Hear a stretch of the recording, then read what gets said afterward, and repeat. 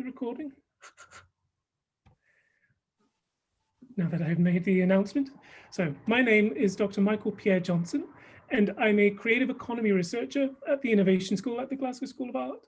I'm currently delivering an Arts and Humanities Research Council funded fellowship titled The Value of Creative Growth, and I'm developing design-based approaches that support and evaluate creative and cultural enterprise, particularly in regional contexts. And Charts is collaborating with my research, supported by Creative Scotland's Create Networks Fund, to explore with our members what they and local places need to survive and thrive, particularly in these times of COVID-19. So Placemakers is a series of engagement activities through social media, webinars like this one, and creative online workshops over a 10-week period that will share stories, expertise, and ideas under 5 themes. And I'm going to share my screen so that I can show you what those 5 themes are. So 2 weeks ago, we had a session on digital stories that particularly reflected on the Mull of Kintyre Music Festival's first virtual festival, and also explored questions around digital archiving and how you kind of digitize creative work and make it available remotely. This week, we're looking at slow growth, which I'll explain in a moment. Then in 2 weeks' time, we look at creative production that very much looks at that professional level of creative practice, those skills required to develop it. Then we move into island life, gathering the stories from the islands, how creative and cultural work and life can be better understood, better aware, and better supported. And finally, developing audiences, which is how in these new times with new skills and needs, we need to look at different ways and skills for how you can reach people to enjoy creative and cultural work across Argyll and Isles. And one of the main sort of aims for this process is that it's to stimulate interest, ideas, and proposals for parts of funding that will be made available through the Microcluster Networks project. So that's from the Creative Scotland Create Networks Fund. So there will be up to £5,500 available to develop and sustain 3 creative and cultural collaborative networks under the theme of placemaking. And we're going to launch the call for proposals in 2 weeks' time, I believe. That'll be November the 5th, and the deadline for those proposals will be December the 4th. One thing to note for this week, for the slow growth theme, is we have postponed the workshop that was due on Thursday in order to coincide with the call launch. So if you're interested in looking at the idea of slow growth for existing creative collectives and organizations and groups, and how funding could really transform them like this, then we recommend you sign up on the 5th of November for that workshop to hear about the call. And I'm just going to stop sharing, because now I'm going to ask our panelists to introduce themselves. So they've kindly offered to share their stories over this webinar in response to 5 questions that we posed under the theme of slow growth. So hopefully you'll get a real insight as to what those stories can tell us about their experiences, about creative development, and how that's less to do with economic linear growth and more about relationships, development individually, and where creative work can find meaning in lots of different places and communities. So could I ask Deborah Gray, first of all, to introduce herself? Hi, Michael. I'm Deborah. I'm a textile artist and tutor based in Oban, and my work largely explores natural materials and the link between the materials and the place where they originate. And I try to reflect that in the work that I do through spinning, natural dyeing, knitting, and eco-printing. I use local wools and local plants for dyeing and printing. That's in many different end results of that. Great, thank you very much, Deborah. And just to mention, there'll be some images of the panelists' work that are shared over the next few sort of questions as we ask them about their work a bit further about it. So Melanie, could I ask you next to introduce yourself? Yes, I'm Melanie, and I am a stone carver and sculptor. I live near Argyll. I live near Loch Gilphead, and I've lived here in this area for about 15 years, and I've been a member of Art to Map Argyll for about 10 years, and that's been quite an important part of building my work up. I'm kind of inspired by the ancient stonework in Kilmartin Glen, and also by the wildlife around Argyll and the animals. So yeah, lots of inspiration for my work around here. Perfect. Thank you very much, Melanie.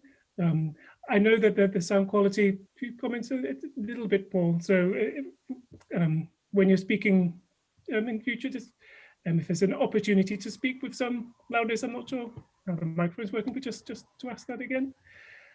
Thank you. Next, could I ask Ali to introduce herself?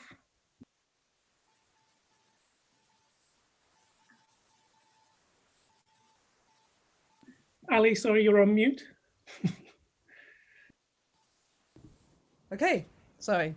Hi, I'm Ali Mills, and I've been a television set designer for years, working with space, obviously. And then latterly, in the last 10 or so years, I've become a song leader, and I lead a singing group in my village. And it's all about singing in the moment, rather than singing for a performance. It's about that experience of that group of people in that moment singing together. And we sing in 3- and 4-part harmony.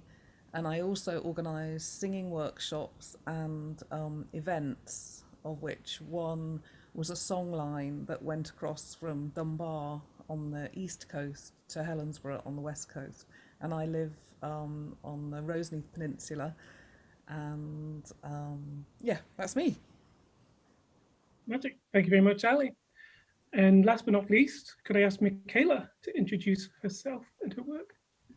Yeah, hi, I'm Michaela. I'm in Ellen, which is just south of Dunoon. We've been in Argyll for 20 years, and I'm sure everybody will agree it's not difficult to be inspired by Argyll coastlines. I work with my husband Chris. He writes poetry, and most of our work incorporates his poetry into the ceramics, which is the biggest part of what we do. I also run pottery workshops both in the studio and in the community, so that'll be a lot of what I'm talking about later. Thank you very much, Michaela. So just a quick reminder for late arrivals to the webinar, if you could turn off your videos, just so make sure that the panelists are visible for this next section, because I'll be sharing my screen again and they'll be present on the right hand side. So I'm going to share my screen now. And there's that one again. So some eagle-eyed people out there may have noticed there were questions posed on Chart's social media and Facebook, Twitter and Facebook. And they were questions to really break down what slow growth can mean. And our theme of slow growth aims to reflect and appreciate the time and development creative practice necessarily can take, both for individual practitioners and in establishing and sharing creative work in places such as Argyll and the islands. And that's the format we've prepared for this panel session, is to pose those same 5 questions that will reveal themselves as we move forward to our panelists, so they can share their experiences and their stories, and then we will simply discuss and reflect together as we go. So without further ado, the first question that we're posing our panelists is, what new or unexpected creative learning opportunities have you benefited from? And our first responder is Deborah Gray. Yeah, I think this picture kind of sums up maybe a couple of different learning opportunities. It was taken in Iceland at the Icelandic Textile Centre, where I've been artist in residence twice now. And in fact, I should be there right now. But for obvious reasons, I'm not. The person fourth from the right is the centre director. The other people in that group are a group of students from Concordia University in Montreal who were in residence at the same time as me in one of my residences, which was kind of unexpected anyway, that this large group, because that's not all of them, were going to be in the Textile Centre in residence. Even more unexpected, perhaps, was the fact that they were not textile artists, they were art education students who had come to the Textile Centre with their own tutor to get some grounding in textile techniques. And in a very unexpected and sort of almost organic way, I ended up teaching them a number of different textile techniques, which led me to look at the things that I do in a very different way, because they are not coming from a textile background. And normally when I teach, the people that I'm teaching are coming from a textile background and that's their main interest. It was really interesting to see how they looked at textile processes from a different perspective, maybe a less constrained perspective. And that, I guess, made me take a step back and have a look and think about my own processes as well. So that was a really unexpected opportunity. Another one also taking place at the Icelandic Textile Centre, but this time in the winter. That first one was a summer residency, where I ended up quite unexpectedly collaborating with a photographer who had come to Iceland with another textile artist, and their plan was to do a project called Dressing the Icelandic Landscape. And it became apparent very quickly that actually the textiles that I was producing were in some senses much closer to the landscape. I was using Icelandic wool and Icelandic plants to dye it with. And so that developed into quite a collaboration of using my textiles and the photographer's skills of photography to produce some really beautiful images. And again, to look differently at what I was doing. Because quite often the photographer wanted not the finished items, but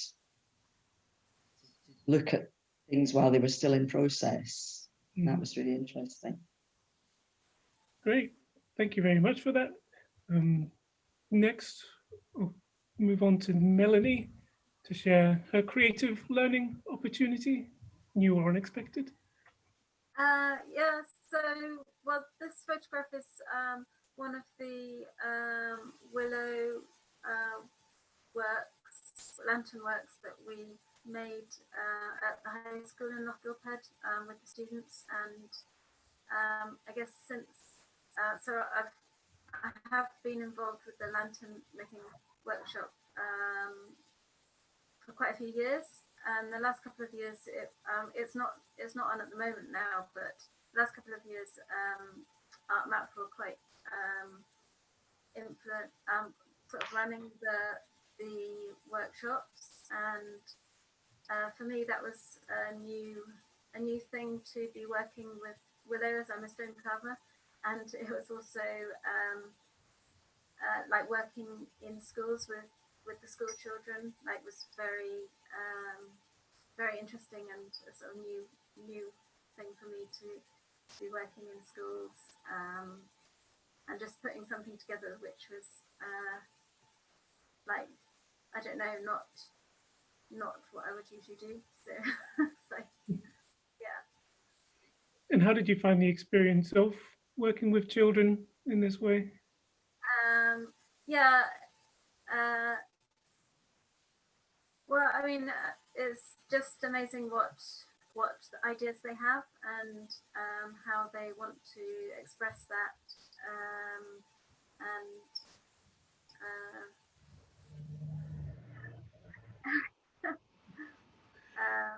yeah, it's just very, I don't know, very good.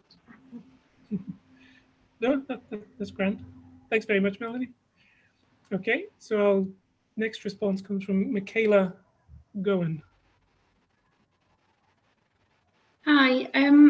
Yeah, I chose this part was actually in an exhibition, but it really came from a commission that we'd had before that, where somebody had asked us to reflect a particular landscape where they lived, and it just made me. I chose it because I think quite often you can be on a particular path with your own creativity, and somebody asking you to think about something else.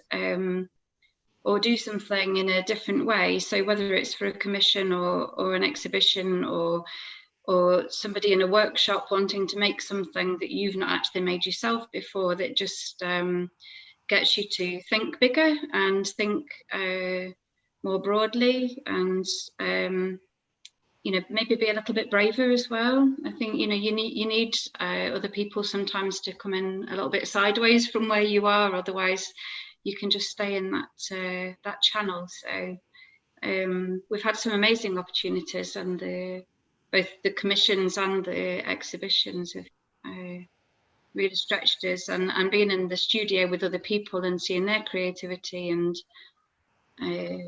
needing advice about how to do something. Sometimes I have to think on my feet quite a lot, which is good for me, I think. Great, thanks very much, Michaela. And Ali Mills. This is the beginning of the songline that I did. So what I did was I brought communities across Scotland, from Dunbar right across to Helensburgh, and we met in 6 different places. And in each place I went in and taught the same songs to the community there, and then the songs were taken across. So we made a spiral on Musselburgh Beach, and this is us singing the spiral. It was the most beautiful evening to the setting sun. And I think what I found interesting was I had been a set designer for years, and all my work was about placing people into an environment that then you then see on the TV. And I'd always felt with singing, I just didn't like the fact that everyone stood on the stage and there's an audience and people on the stage, either pop stars or just in theatre or whatever. I wanted it to be the people actually involved were making the music. And so what I did was I combined the singing with the design and kind of designed the landscape. So this was making a spiral, or brought people into a really beautiful landscape. We were sang by Lynn Lithgow, Palace, and by a waterfall in the Campsies, and on the top of a little hill over Loch Lomond. And I think what I learned was that it was a really powerful experience for everyone to actually be singing together in these amazing places, and that it did work, taking people out off the stage, and there was no audience. It was all incredibly inclusive, and the sense of community was really powerful. So I think that's my learning for that. Perfect, thank you very much. So across all 4 of those, they're very different examples of sort of learning by experience, almost. Whether it's, Deborah, with other people in a community that you wouldn't necessarily get to meet otherwise, or even by commission and opportunities. Yeah, I was wondering if you had questions or interest in each other's sort of projects there that interested you.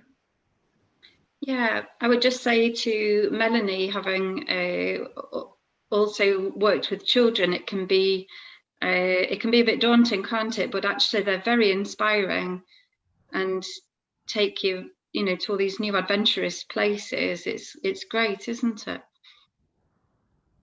Yeah, no, I've really enjoyed it. I've worked in, like, from very young preschool to up to the high school kids, and yeah, it's very interesting. Yeah. And I think it's also a lesson in how you make creative work accessible and realize there is a very human element to it as well. Right. I'm going to move us on to the second question. Sadly, there's not that much time to dwell on each, but the next question we were asking is, what are your motivations for volunteering as part of creative or cultural work? Melanie, you'd like to share yours first? Well, I think my main part of volunteering with the creative work has been like my work on the board of Art Map Argyll. So I've been on that board for about 10 years, and it's mainly with open studios and also different workshops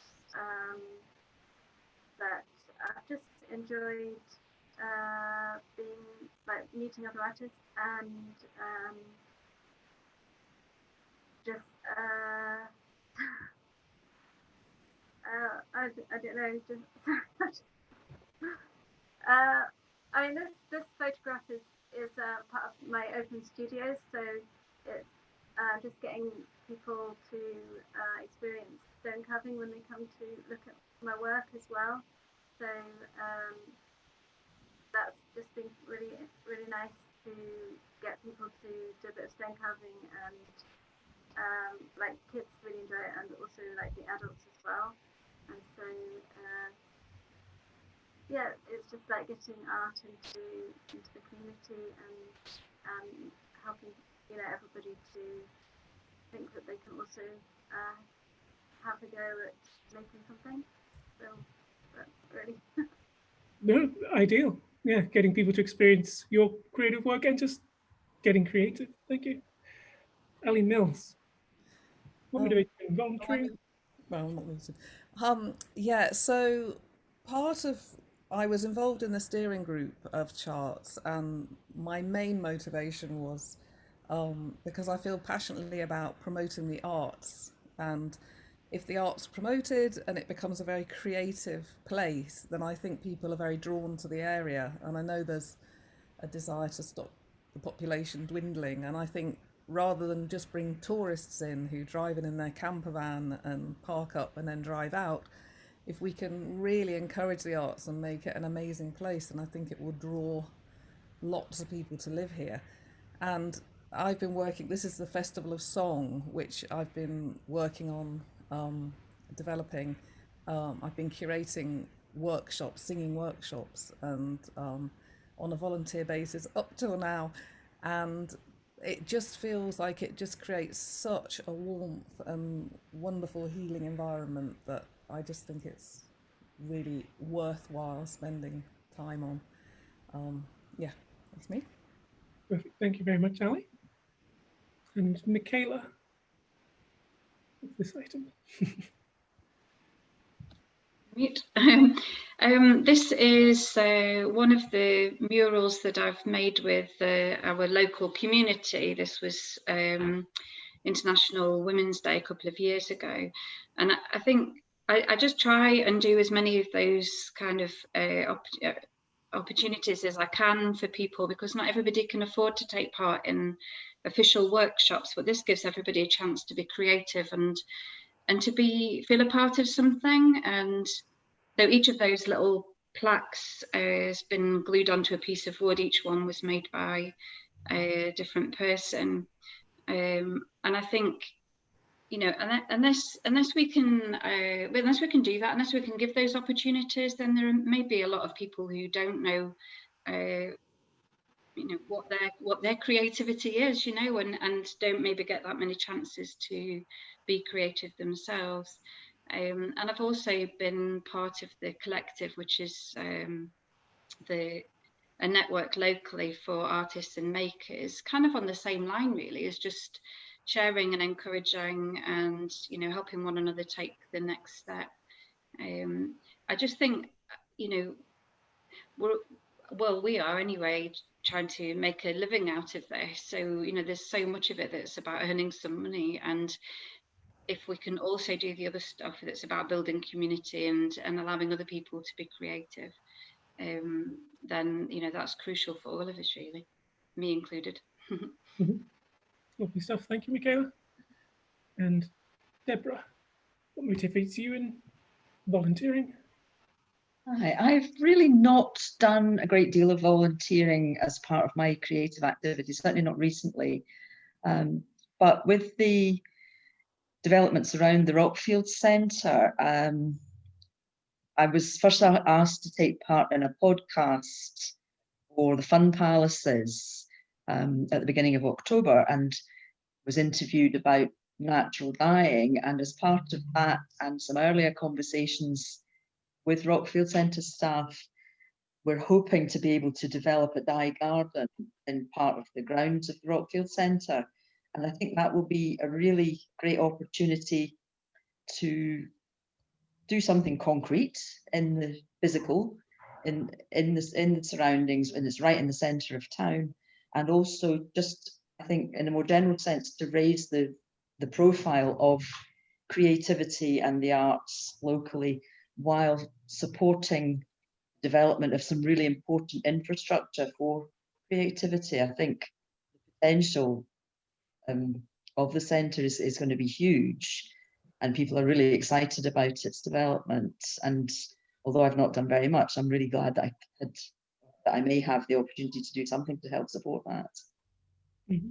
And it's a way of also of opening up opportunities to have conversations with artists and makers and people who are not artists and makers as well about creativity. And as somebody who works alone, and that's really important for my development, but hopefully it's a two-way street. Great. Thank you very much, Deborah.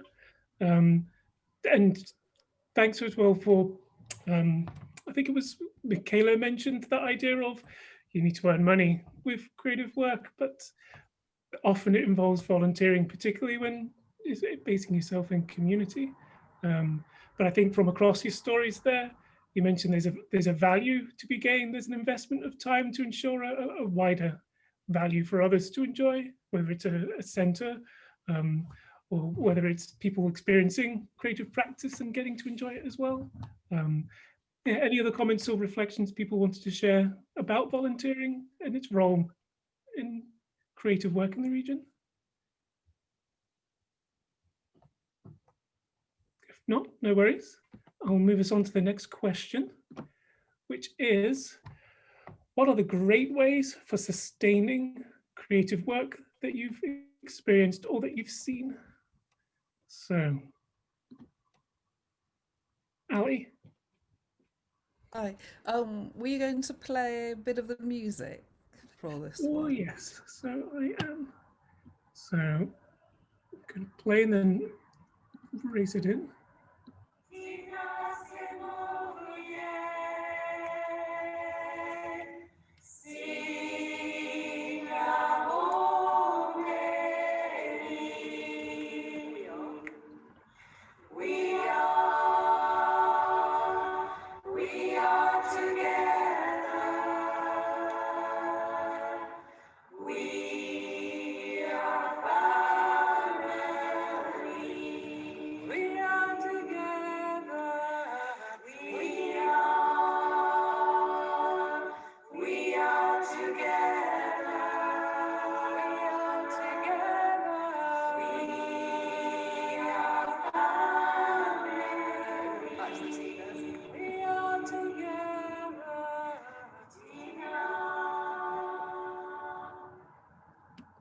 Thank you. So that was my singing group Soulwind that we meet every Thursday night, or we would meet if we were allowed to, which we're not at the moment, unfortunately.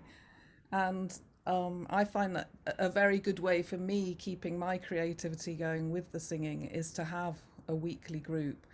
And often we do things like going to the beach, which is here in on the Roseneath Peninsula. We're singing outside, and sometimes, quite often on the solstice, we'll go up to a little hill above Loch Lomond and sing there. And I find that it really gives me a lot of encouragement in my singing practice to actually teach the songs to everyone else. And I think there's a constant flow back and forwards between everyone of creativity. And I go to a lot of singing workshops myself and work with some fantastic song leaders who really help also to give me ideas on how to do things. So yeah, so I feel like with singing, it's just do lots of it with as many people and as often as possible. Thank you very much, Ali. This is the first time I heard the idea of a song leader, but I think in these times, actually, it is about leading people to enjoy such expression. Deborah, I ask you to come in next. Yeah, so the image that I've presented here is the poster for the ArtMap Argyll Open Studios this year. And I think what I really wanted to talk about, though, was infrastructure. And that's part of the infrastructure is an organisation such as ArtMap that organises the Open Studios Trail every year and publicises it, but also underpinning that, also having somewhere to do this. Many of the artists in the Open Studios Trail use their own studios, but for this year and last year, 3 artists have got together in space provided by the Rockfield Centre in Oban to have a joint exhibition, and that has been fantastic to be able to spend that time with other artists. As I mentioned before, I live and work alone, and also I think just the combined weight of 3 artists possibly attracts more visitors. But and it's the whole thing. It's not just about the visitors, the feedback that you get from people coming, but also the time spent preparing for exhibitions. And in the last 2 years, I think I've had 6 exhibitions in different places. And each time it's the preparation and the reflection that goes on during the preparation, I think makes me always take a step forward or a step somewhere in my own creative development. And again, it's about, as I said with the last question, it's about raising profile of not just my own work, but of creativity and art in whichever location. So I think that infrastructure is really the key thing. Mm-hmm. And we've spoken already about the necessity to make some money out of this. So actually having appropriate sales outlets is really important too. Just like to quickly mention Made in Argyll, which is the shop opposite the railway station in Oban. It's not really a collaborative. It looks a bit as if it's an artist collaborative, but actually the shop is leased by one person. But there are well over 30 makers who have work in that shop being sold either on commission or they're renting space in the shop. And not having to take the risk of having their own commercial premises, I guess that really helps to sustain work for a huge artistic community across this part of Argyll. Great. There's just one other thing that I think I'd really briefly like to mention, and that is the sort of support. I've certainly had a lot of support recently from Business Gateway through their Digital Boost programme.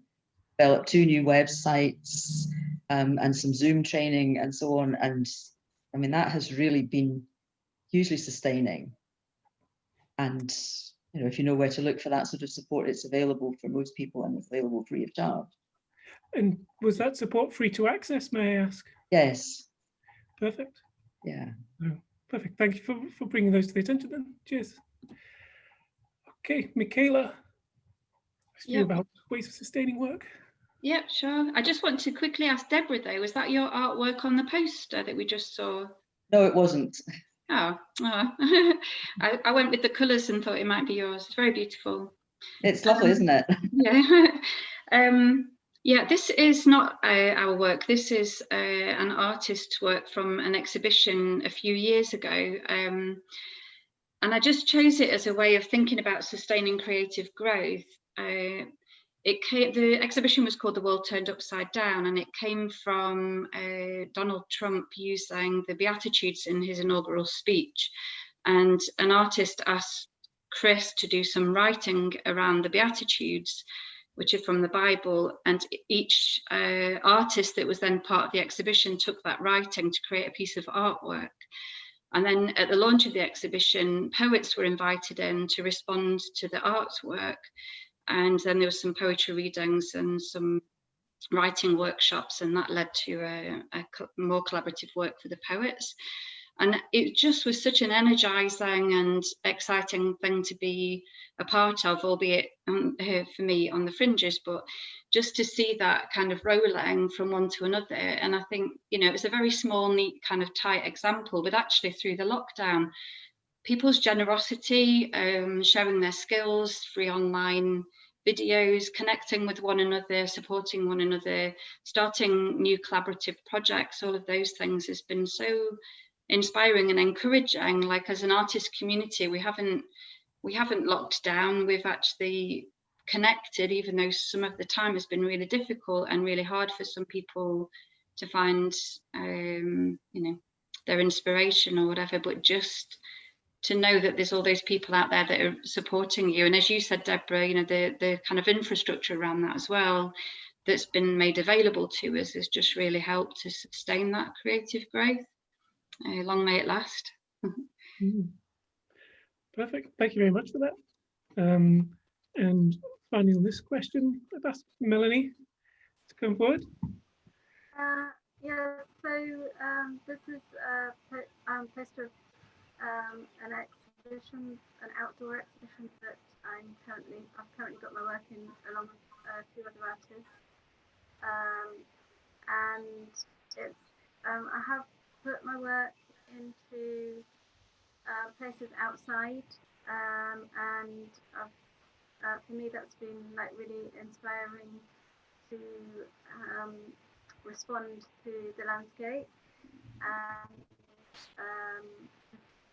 I think it's kind of made me think about my work in you know, sort of help me widen my work a little bit to see it in a place, and especially in such beautiful places, and also to see what other artists have done, have also responded to the landscape, like directly in the landscape. So this one is in the Cormanican woodlands, and I think this is the first time that there's been there's an art trail there, and it's also quite good during this time that you can actually look at outside, so you don't have to actually be in a gallery or anything. Yeah, so yes, I've just really enjoyed that. Perfect. Thank you very much. And that exhibition is still on at the moment, isn't it, in the Cormanican Woodlands Art Trail? Yeah, so that's on until the end of the month. I think it's taken down on the 1st of November. Perfect. Thank you very much. And thank you everyone in response to that question. I think what came across was it was very much the how themes and sort of projects can bring different artists together, and that actually connecting with other creatives is a very important part of sustaining the work, sometimes in very formal ways to help sort of sell and reach a shared audience, if you will, but also just for a bit of shared inspiration, and actually it tells a richer story for those who come and experience it too. Anyone want to share any further questions or reflections on the sustaining work? No problem. This is an efficient bunch. Right. Question 4 asks, what insight can you share from leading and facilitating collective work? We mentioned there was quite a few contexts there of collective work, but what does it mean to lead or facilitate as part of that? So Michaela, bringing you up first this time. Yeah, sure. This is a ceramic picture that I made earlier in the year that's actually from a child's artwork. So we were asked to be a part of Right by the Sea Festival last year, and one of those things was a poetry competition for the school children. and we were asked to talk to the local school children about the work that we do, which incorporates images and words, for them to do poetry in the same way, to have images with it. And we said we would judge the poetry competition, then we would make the winners into a piece of ceramics for the parents to keep. So this is a direct copy of one of the entries. And I think it was just, it's just one of those things where, you know, we were being asked to facilitate this and to talk to the children about what we were doing, but a lot of that really has to come down to listening and finding out what actually people do want to know, and what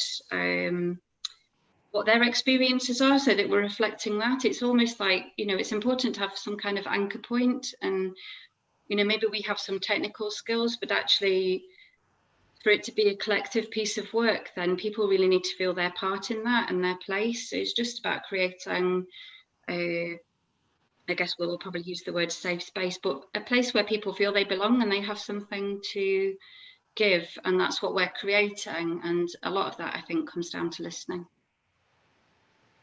Very sage words there. Thank you very much. And Deborah, I'll ask you to say your thoughts. Oh, on mute. I've done a lot more teaching than leading collaborative work or facilitating collective work. But I think whether you're doing either of those things, it's very important that you can deliver what you say you're going to deliver. So there's something in there about being reliable, and, you know, if it's about using a technique with people who've not used that technique before, you're going to know that it's going to work and that you've got all the things that, you know, a lot of it's about organization and admin, I think. But I think Michaela's point that listening and being prepared to take on board different ideas, it's a different thing. If you're teaching a particular technique, then, you know, that the technique is the technique, if you like. But if it is a piece of collective work, then be prepared that it isn't necessarily going to go in the direction that you thought it might be, and being open-minded to those other ideas. Really key. Basically, having all the stuff that you need, that's really important. Having all the materials that you possibly think you might need, and there's nothing worse than suddenly thinking, well, we could try this, we could do something else, and having to run around like a headless chicken looking for something that you should have brought with you. So be prepared, essentially. And yes, that's the voice of experience. Thank you very much. Next, Melanie, leading and facilitating collective work. Yes, well, I haven't really done much leading things, but one thing I was part of leading, it was like the Art Map collaboration with SNH, where it was again putting an art trail into at Taynish, which is a nature reserve, and having workshops with that as well. So as I said, I haven't really had much experience with actually leading things, so it was just another way of learning new skills, like, you know, spending time with people and listening to what they wanted to do, and yeah, things like that. Really. So, I mean, one follow-up question I'd like to ask is, because I guess as being a sculptor, you always have very interesting materials to bring to the table. And so I guess it's facilitating what people are allowed to do or what they can do with these materials they probably don't have a lot of experience with as well. yeah, so I mean, well, I guess I just bring like the stone carving, so and I think it's quite interesting, like you know, you can give anybody a hammer and chisel and a piece of stone, and they can just make any kind of mark that they like, and it's quite interesting to see what people actually end up doing, and how they use the tools, because in some ways I think you know, you don't really need to have a certain technique to make a mark in stone, but you can just experiment, I guess, and I guess that's what makes it quite creative. Yeah, great. No, I've never had the opportunity to hammer and chisel, so I think you're tempting me. Let's put it that way. Okay, Ali, please. So yeah, as part of the songline, this is when we got to Helensburgh. So before we actually started, I brought in two other artists. One was worked a lot with children, teaching them music, and the other did screen printing and was a textile designer. And we went into Rue Primary and did artworks with the children. So that's on their T-shirts. They've all made a T-shirt in the theme of John Muir, because the songline was part of the opening of the John Muir Way. And so I'd combine the site specific and the singing, and then the other two brought singing with children and textile design. And suddenly it became way more than the sum of its parts. And I think that's the joy of working with multidisciplinary groups, that actually there's something magical happens, and it was just fantastic. So this is in Hermitage Park at the very end of the songline. So there was my choir and the children from the primary school in their outfits, and we brought the songs all the way across Scotland, and it was very celebratory, and and much benefited by the fact that there were lots of different elements to it. So that would be my insight. Perfect. Thank you very much. And so to ask a kind of reflective question is, often when you're asked to lead or facilitate, it's in responsibility to a funder or a higher power or a commission. And I'm wondering, in terms of that experience, how does that change your relationship with your practice, or does it at all? Is that part of the context you enjoy? Is that directed at Ali? Or anyone who wants to come in, just a wider reflection. It can be quite tricky trying to fit within what the funders want. I'd got funding, I think it was a community action grant from Argyll and Bute, which was fantastic because it meant we could do it. But sometimes you do feel like you're jumping through hoops to make sure that you're doing exactly what the funders want. But it was great to have the grant. So yeah. Mm-hmm. Anyone else with an experience of sort of responding to funding and how that affects what you do?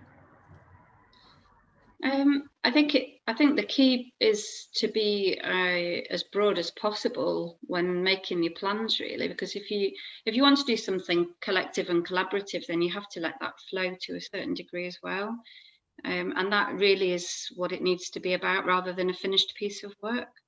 Because then, you know, as long as you're providing the right environment for collaboration and creativity, then you're filling what you said you'll do. Mm-hmm. No problem. Okay, thank you very much. We're on to the last question then. And this was to offer some helpful tips or practices that help build trust in relationships locally and beyond. So Deborah, bringing you first again this time. Okay, it took me a while to think of an example for this question, because I think when you're talking about building trust, you have to give trust as well as receive trust, and show that you're willing to, if you like, take that risk. And the example that I thought of was earlier this year, ArtMap Argyll invited artists to take over their Instagram feed for a whole week each. And I thought that could be quite a risk to their reputation. So I thought that was really extending a great deal of trust to artists who, possibly are fairly unknown quantities. I really enjoyed the experience. It was a lot of work, or I put a lot of work into preparing it. I suppose different people will have approached it in different ways. But I think that was an example of, I felt as if I was entrusted with doing that for a week. And that really motivated me to repay that trust by putting in the preparation and make a good job of it. And it paid off for me in all sorts of different ways. But yeah, I think that was quite a risk that ArtMap was taking on possibly an unknown quantity. I know lots of other people did it well as well, and they all looked really good. I really enjoyed following all those takeovers, or most of them. Melanie, I remember yours in particular. Really loved the way your very solid work, this really fluid lines. I love that juxtaposition. I think that's that thing about it's a two-way street. So you have to give trust to receive trust. Yeah. Great, thank you very much. And Melanie to come in next as well. Well, this photograph is working with the hospital, Blebley Woodlands in Loch Gilphead. So a few of us were given the opportunity to make some work to put in the woodlands, which could be permanent. Mine's permanent there as it's stone, but not all of them were permanent. And I think it was really, really nice to work. So I made the sculptures, and then a group of people from the hospital, they came and helped me set the sculptures in place. So it was like the fox, and I think we did about 16 leaves. And so I think just by allowing people to be part of what you're doing, sort of helps them to sort of connect with the artist and to build trust in that, and also because it's their woodland that we were doing the work in, and so they could see how their woodland was taking shape. And later on, about a year later, I did a stone carving workshop with the same group of people, and so they could see for themselves how, that they could make their mark in the stone as well. So yeah, I think doing, helping, letting people be part of your creation is important. Mm-hmm. Great. And yeah, and it shows that relationship, there's multiple ways down the line that you end up providing your work and working with them. Great, thank you very much, Melanie. Next we have Michaela Gunn. Yeah, this is our garden gate. Sea Tree is the name of our pottery business. I chose that because I think when I was thinking about building relationships locally and beyond in the kind of wider community that we've built around Sea Tree, that probably the most important thing really is to just find out what's happening and to see how we can get involved and how we can help. And this was part of the local festival that normally happens kind of in person, if you like, and went online this year for obvious reasons. So we left out some balls of clay for people to create something and bring it back. But I just think, if you're talking about building trust, then it's kind of, it's the same in any relationship on a one-to-one in your local community or online. It's about listening, it's about asking questions, it's about finding out how you can get involved, and that always comes back, doesn't it? It's support to us, but it's just being able to reach out and say, these are the things that are difficult just now, or these are the things that I want you to celebrate, can we celebrate together? Or there's always a two-way stream then. And I think, listening and being honest, all of those things are important in any relationship building, really. Mm-hmm. Okay, great. Thank you very much, Michaela. And Ali? Yeah, so this is Soul in my harmony singing group. This is my logo. And the thing that I thought of with trust was a lot of people have got terrible complexes about singing, and I've met many people that say, "Oh no, I can't sing, I can't sing, I can't do it," and I think really most people can sing if they're given the support and a safe environment to actually try it out. And so I would always say to people that were saying I can't sing, just come along for one evening at Solwind and just see. You don't have to make much noise, just and you'll never be made to sing on your own. And it's just lovely the way people come along and they're really nervous, and then the next time they come they're slightly less nervous, and as the weeks go on they're suddenly completely part of the group, and it's very supportive within the parts, the altos or the sopranos or the tenors, and they support each other and trust is built, and eventually they're all singing, and it's very beautiful. And a lot of the people that came, probably 85% of people in my group said they couldn't sing, and now you heard them, they sound lovely. And yeah, and then they'll come to workshops and things that I do, and I've done things like flash mobs in the Botanic Gardens and things like that. And it's just, yeah, I think if I make it safe for people and it's very supportive, then it really is, it does make it very trusted and safe. So that's what I would say about trust. Wonderful. Thanks very much. I think across the examples you're giving, obviously that idea of two-way streets and giving trust as much as receiving trust is very important. And I think kind of reflecting on the wider theme of slow growth, it's almost like a very kernel, a very key part of what that means is that it takes time for people to experience one aspect of who you are and aspects of the people you're working with. And over time, that's how the relationships build. And I think all of you have shown a process and practices that show a care and empathy for what your work can mean in different contexts, but you're not, well, I say you're not, I think a lot of you have shown you're not too precious about it. You like the social aspect of what you do and what that means. So thank you very much for your thoughts on those questions.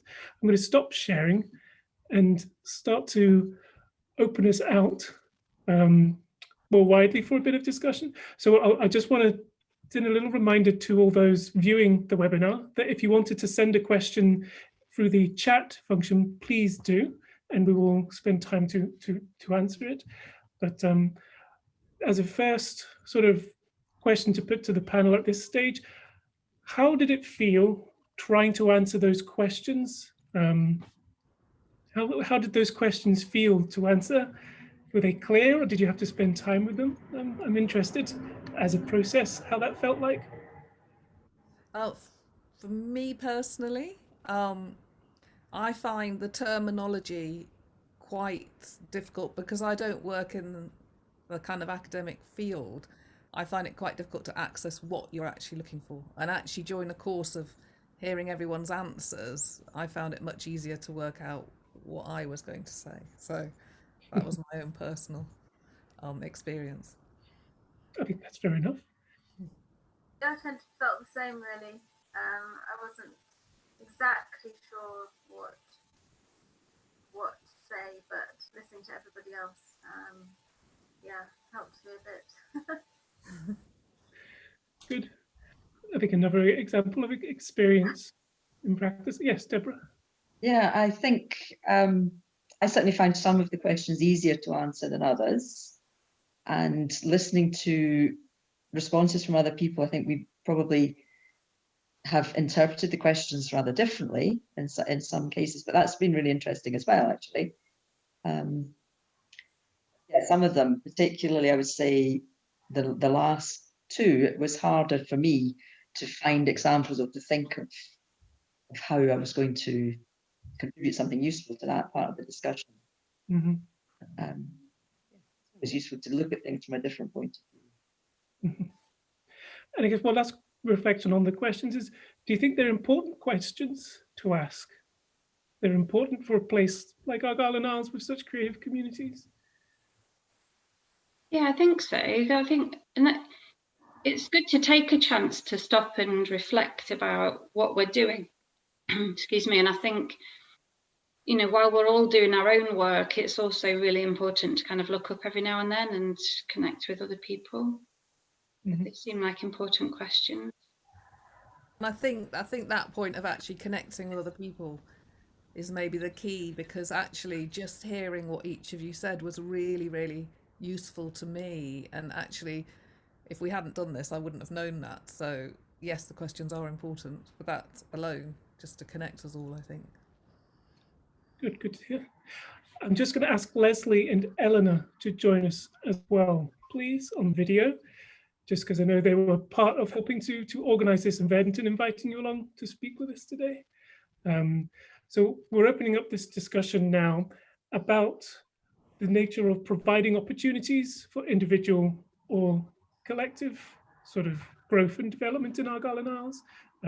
So firstly, Leslie and Eleanor, in that order, could you introduce yourselves, and then we'll start to reflect on that question. Leslie first. I'm a wee bit unsure where to start. It was really lovely just to hear your responses to the questions. In fact, I think, can I just say that to start with? I think what's brought in, like the very broad practical elements that you're actually working with, the different processes that you're all using creatively, but there is also a link between us trying to, I suppose, trying to survive as artists and also as part of a community, and in a place which we all kind of love and belong to. So I think all those things kind of interlink together, like for me. You know, the response to the places that we live, the environment around us, you know, how we translate that into the materials and the media that are being used, and how that is communicated in different ways to the communities around us. And I think that's quite a rich, I think those examples from you, for me, have provided a really sort of rich kind of insight to that. And I think the connection that has actually brought together through you sharing that. So I'd say thank you for really reflecting on those questions, because they're, in a way, they aren't easy to answer just like one off. But then when you can take stock of your own practice, then I hope that's been really rich, like for you as well. I don't know if that answered your question, Michael, but I felt. Wonderful contribution. I also wanted to ask you to share who you are for the wider webinar. Sorry. So I'm Leslie Burr. I'm originally one of the a former trustee of Charts and on the steering group. I was on the steering group with kind of Ali for quite a number of years as a volunteer. And I work as an artist, living in Argyll for 16 years.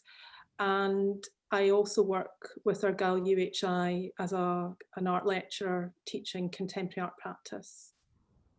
I'm very passionate about sharing art within communities in different ways. Wonderful. Thank you, Leslie. And Eleanor, I'll bring you in. I'm Eleanor McKinnon, and I'm the project facilitator, operational manager at the Rockfield Centre. And I just want to echo what Leslie has said. I think that just everybody brought just so much to the table tonight. And I meant what I said in the chat. I do want you all to move to Oban because I've got a project in my head already. I think that for me, I'm here because I'm part of the steering group who feed into the Charts trustees. And for me, the whole concept, I come from a community development background. Michaela and I worked together many, many moons ago when we set up the volunteer centre across Argyll and Bute. And I think it's the working together that is just has made such a difference. I came with no art background into this post, and I was brought in to work through, community engagement and community development. I've done that, but at the same time, the artists have or the creatives have all kind of inspired me to do the next bit. And I think it's that collective bit that it really rings.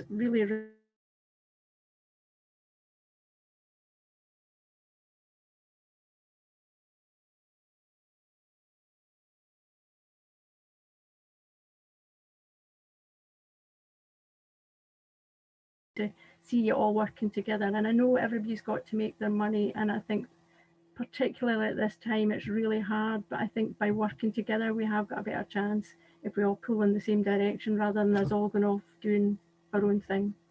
Mm-hmm. Yeah. Here.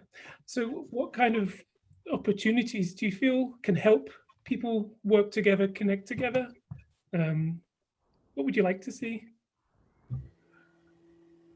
I think, sorry, someone Hi, else? Gumali.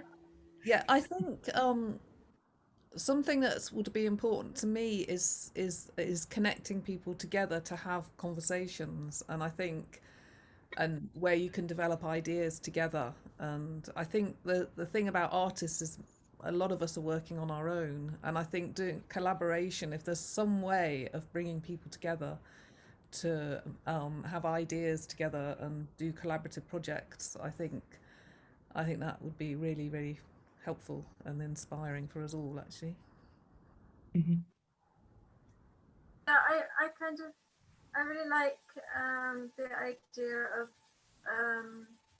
it's really interesting to have like, so it was, so without maps, it's kind of visual art, but it's quite nice to have, you know, singing and other things as well. It'd be nice to see it sort of broaden out a bit, to have lots of different kind of art practices, like bringing together more, not just, you know, not sort of separate in their kind of field, you know what I mean? Mm-hmm.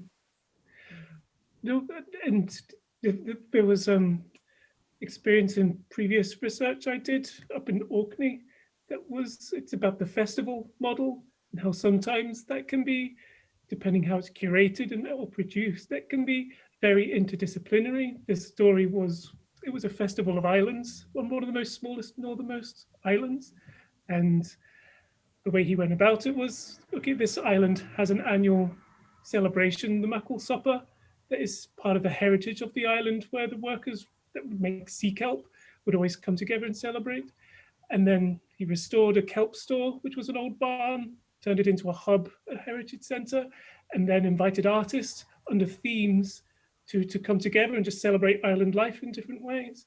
And I think it's those people who can lead and help tell collective stories. Then you've got someone who was a metal worker, you've got someone who's a textile maker, you've got someone who is very much performance and music. And as you say, Melanie, then you can certainly tell us really rich experiences that brings creative people together. When often I think the original networks some people are from are more related to their own discipline. So how do you bridge those different communities? I think that's really important. I mean, I volunteer with the Winter Festival in Oban, and I would say that that all of these kind of festivals, the same with the light show in Lochgilphead, you know, they always have somebody who will take a lead, and they need somebody to take a lead. And I quite often describe working with artists as like herding cats. But you know, it does need somebody to take a lead to move it forward. And but the ideas will spring quite easily. The Winter Festival last year did a light show up in the woods, Winter in the Woods, and that kind of transpired from artists talking to somebody who was a sculptor, and then somebody else who was a painter, somebody else who did drama, and it all kind of pulled together.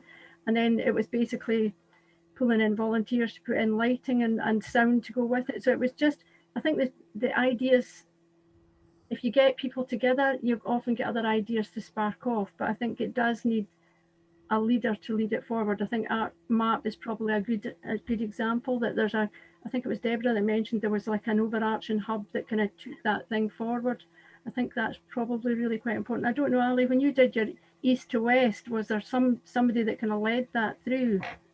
Well, it was actually the opening of the John Muir Way, and there was, I think UZ were organising a big festival, and I just happened to bump into David, somebody from Creative Scotland, who said, can you do something in Helensburgh, because there's nothing happening in Helensburgh.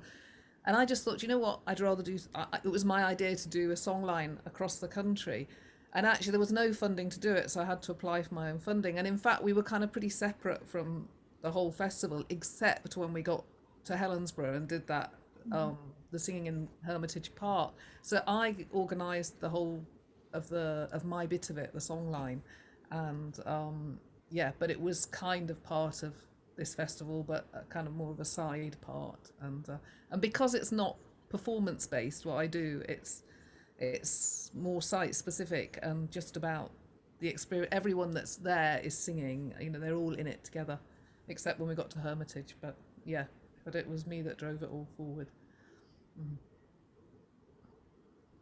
Right. And I guess on that question of, well, actually, I'll start with the more community-based one. I was going to ask a question about funding, but I'm going to keep that till the end. That I did with the stories you shared, what I found as rich as anything was how often you were talking about other people and how other people were experiencing what you were doing. And that idea of that social and cultural value and impact, and how difficult that is to sometimes represent yourself or the value you have. It is word of mouth. It is lost amidst the relationships in the community.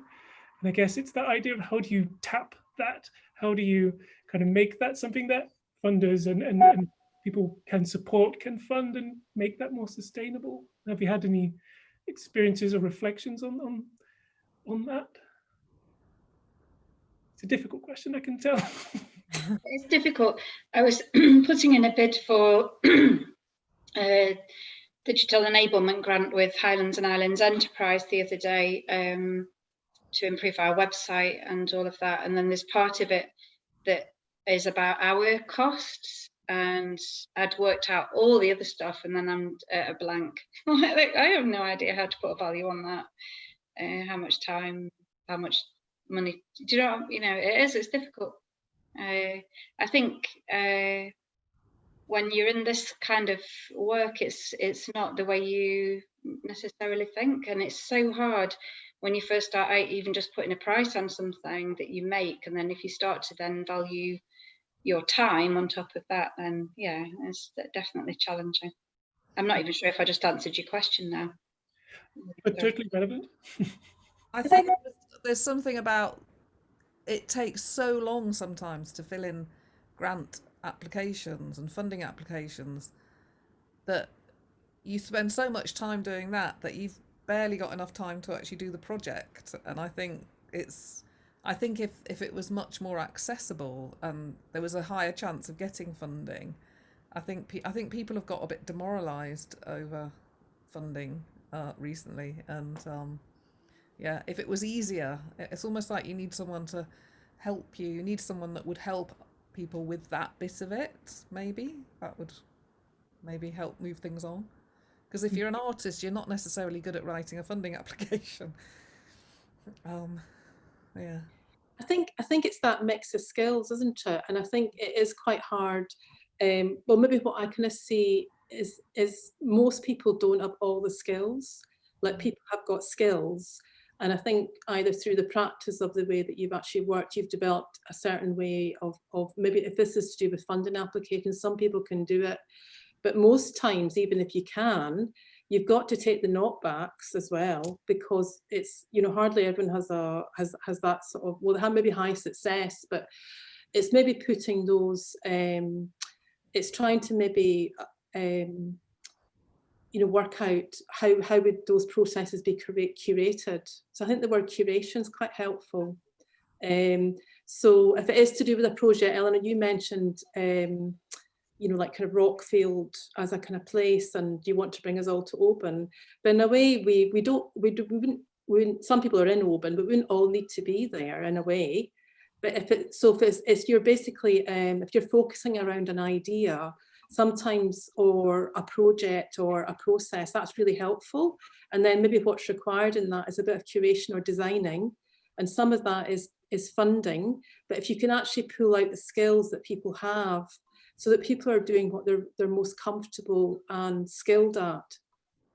I did end up doing, when I worked with ArtMap, like doing the committee, I did a lot of funding applications, and I did learn a lot. But honestly, at times I felt I would have banged my head off the desk. It was really hard. And we did have some success, but we had a lot of knockbacks as well. And sometimes if I look back in reflection, I think, well, maybe it might have been better to focus time in another place and to have sought help, like from someone who was really good at that. I don't know. These are just thoughts.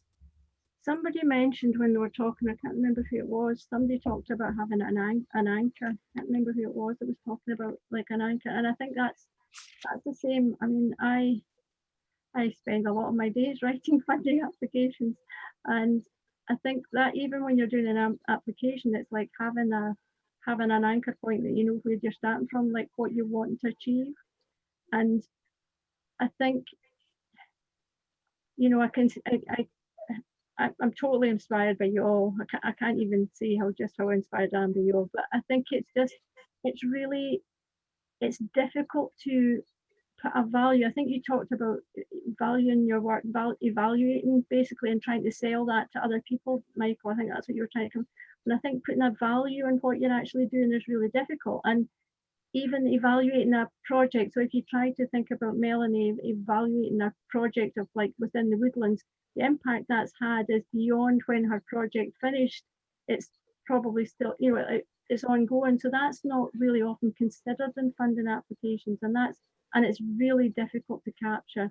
And I don't think we're good enough at, and this comes from like being a volunteer, we're not good enough at stopping and thinking what we've actually achieved as a volunteer. So when I look back, I've been involved in the festival, this would have been our 10th year. I've been involved since year 2. And when I look at what they were doing in year 2 and what was planned for year 10, you can see that journey of growth. But a lot of your activity, we're not seeing that journey. So maybe it is about curating. We're not curating what we're not capturing what's actually been achieved and learning from that for the next project. I think that's probably lost because we're all so busy moving on to the next thing. Mm-hmm. And I think that was part of the using the theme like slow growth, was that recognition in relation to time, that sometimes you're not given as much time as you'd like, and actually a lot of this work would benefit from how you're given that time to capture these things, because these are the things that I think creative practitioners care about as well, to know how to better or to know how to develop and include people. And so I'm wondering then, and this might sound a crass point, but you know, in sort of just the marketplace, particularly with digital technology, you have those instant 5-star ratings, you have comment reviews and things like that, but you don't see that as much in this type of work. That idea of people's reviews and voices being part of how people understand the work. Can that work in this context? That in the voices of the people that come and experience it, they actually have more of a place to share that value they've gained. Have you seen examples of that, or would you want that to be part of what you do?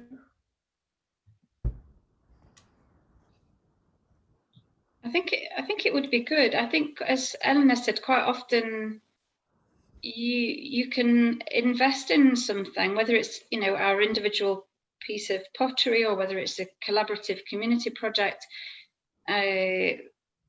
We don't often ask, we might ask immediately as people are leaving the room or something, but, you know, to go back later to people and find out what actually it meant and what actually they benefited from sometime later would be, I don't know how we'd do that.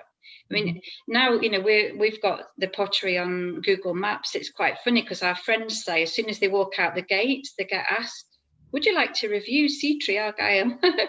And I think that could lead to quite a lot of mischievousness. But I don't know how we do that long term, when sometimes we don't even know who we've impacted or whether we have, you know, we don't know who those people are and all of those things. It can be very fluid, can't it? So I guess it would be good for all of us to get that kind of feedback, you know, good or bad, but it's quite hard to gather, I think, when it's something as soft as the arts. That's one of the things that we've done down in the Danish Nature Reserve is there's a poetry seat and a think the SNH has put a book there, and so you can write your own poems, or you can write any thoughts that you have, and that's there like all year round. And I think at the end of each year they kind of get that together and write and make a little booklet of that. And that's the kind of ongoing thing about thoughts. It's not only about the art they've seen, but also just about the nature trail itself. I think that's been really positive, actually, and quite enlightening as well. I was just going to say that's a really good example of when you see people's responses in creative ways. It doesn't need to be a formal review or piece of text. It's actually an expression in response. Is probably a more authentic sort of form of value you want to see, rather than fill out this form, please. I found that people have, what year it was, but we did Festival of Architecture. I think it was 2015.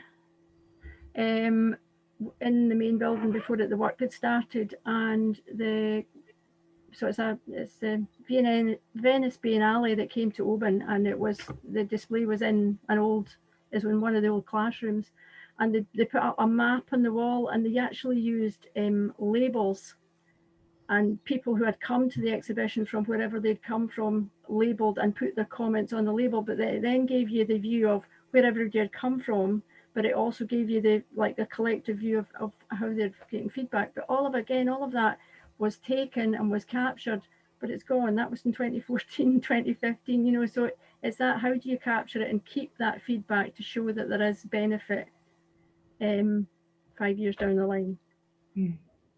Ali, you were...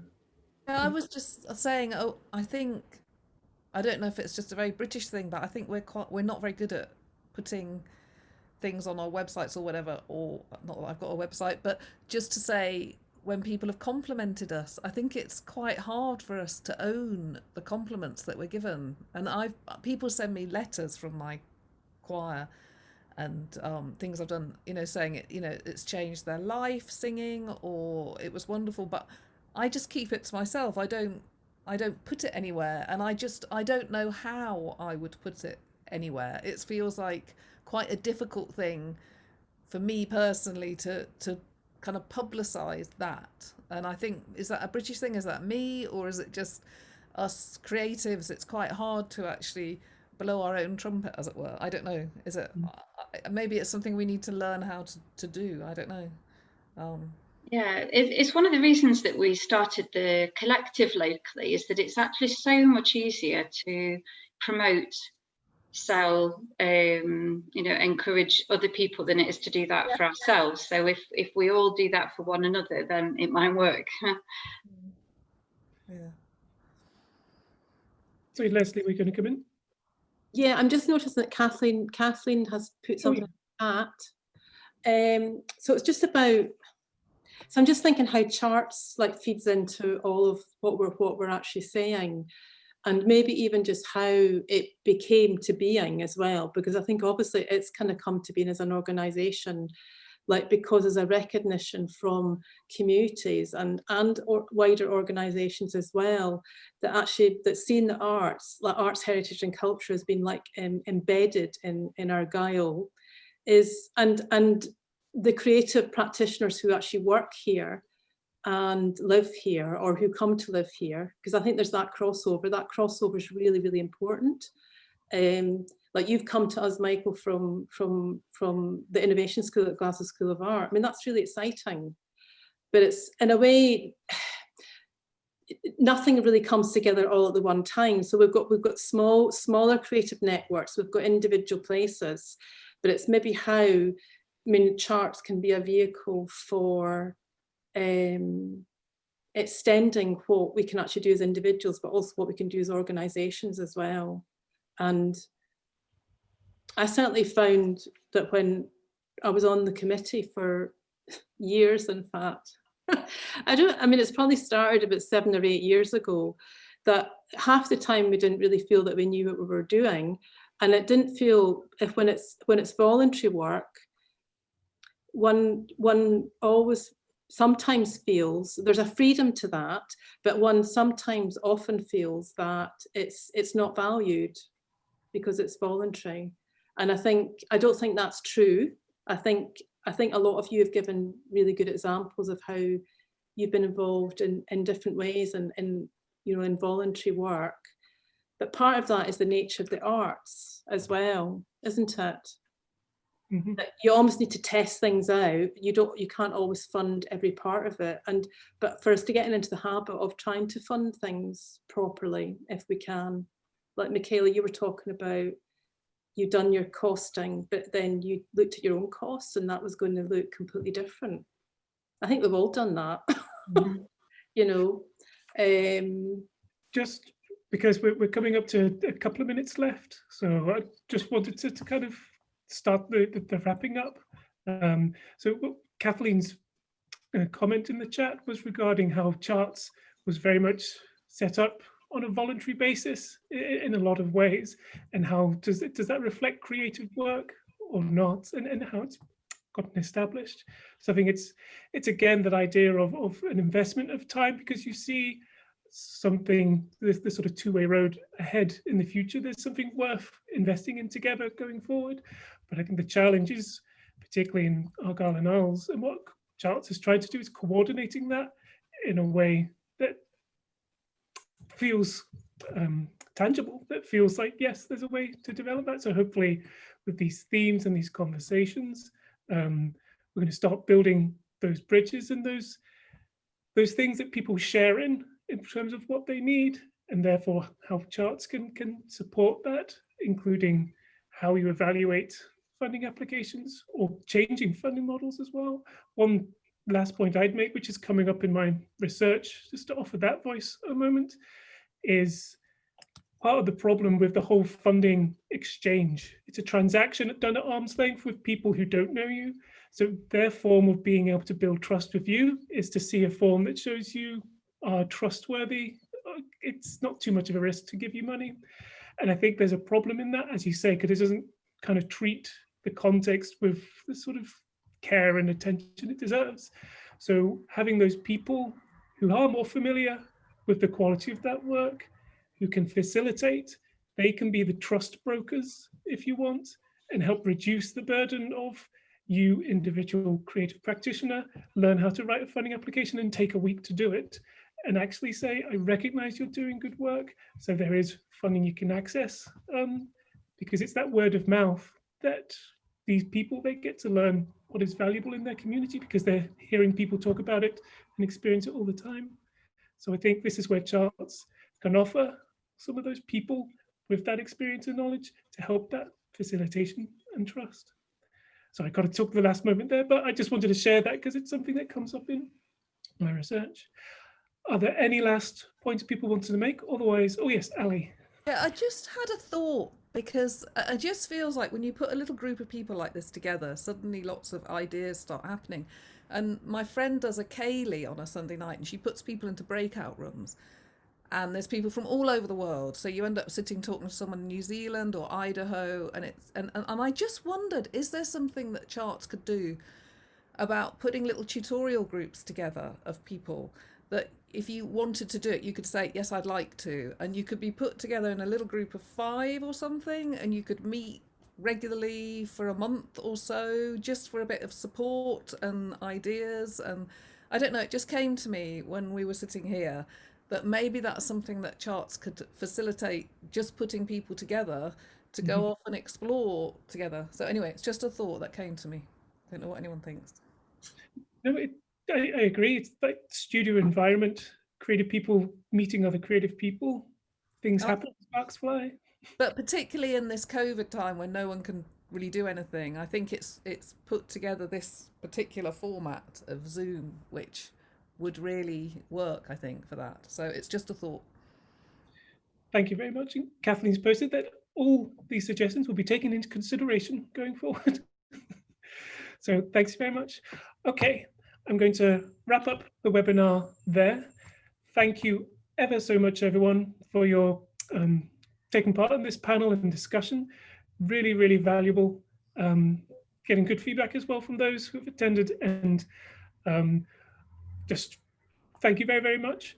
So just to wrap up, this will be made available online eventually once we work out the technology to do so efficiently.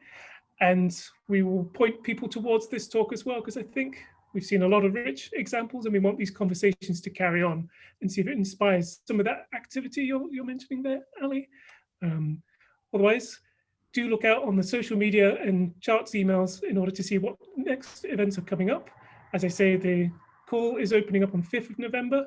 So do look out for that. If you've got ideas for funding applications, please get in touch and we can offer advice and things like that. Otherwise, thanks again. Take care, everyone. Thank you. Thank you. Bye-bye. Bye. Bye-bye. Bye.